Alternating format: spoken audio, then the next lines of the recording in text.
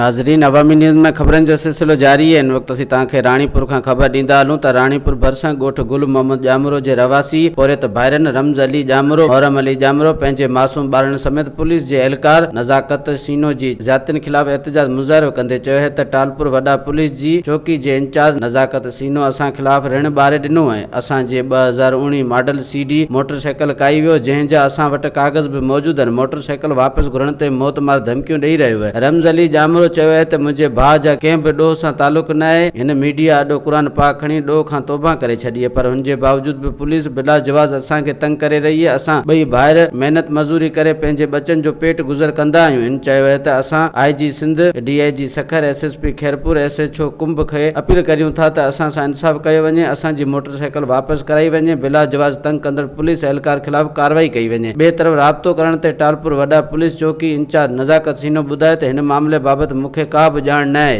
वधीक ख़बरनि ऐं तफ़सील जे लाइ विज़िट कयो असांजी वेबसाइट awamiNewsHD.com ऐं ॾिसंदा रहो अवामी न्यूज़ HD।